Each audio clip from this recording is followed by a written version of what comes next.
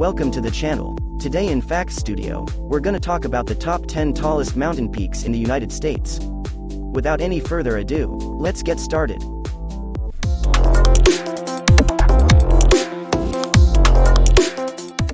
Number 1. Denali, formerly known by its colonial name, Mount McKinley, rises at 20,310 feet. Denali, like most of the U.S. tallest mountains, is located in the state of Alaska. In the native Alaskan language, Denali means the tall one. Denali is located inside the Denali Biosphere Reserve and National Park in south-central Alaska, known for housing at least 39 mammals, including grizzly bears, gray wolves, and moose. Number 2. Mount St. Elias. Rises 18,008 feet. Mount St. Elias is the second tallest mountain in the U.S. and is located on the Yukon, Canada, and Alaska border inside Wrangell St. Elias National Park and Preserve.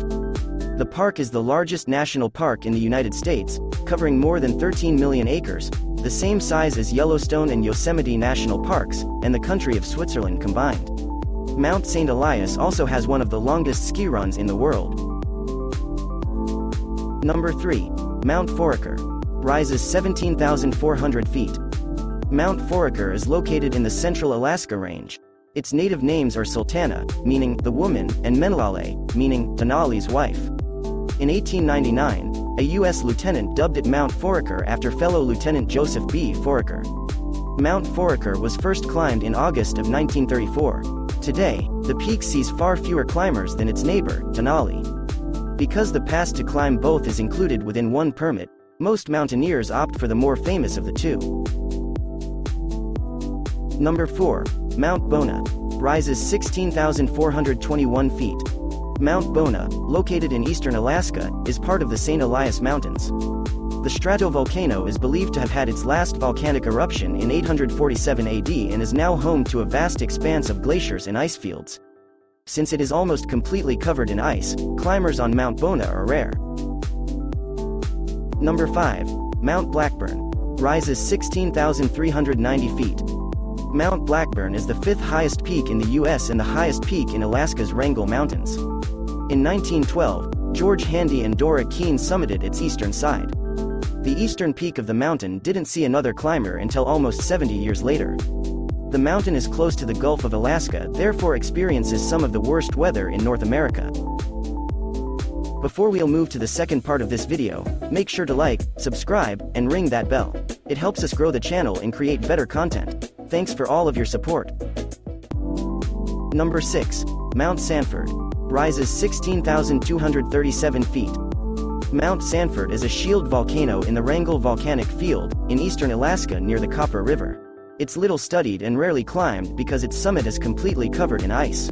Several large magnitude eruptions over the past 2,000 years covered the area with volcanic ash, famously known as the White River Ash. Number 7. Mount Fairweather. Rises 15,325 feet. Mount Fairweather was named by British navigator Captain Cook in 1778 for the good weather encountered at the time of his visit. The first successful ascent of Mount Fairweather occurred in 1931. It wasn't summited again until 27 years later. Thanks to its location just above Glacier Bay, Mount Fairweather can be seen from hundreds of miles away on clear days.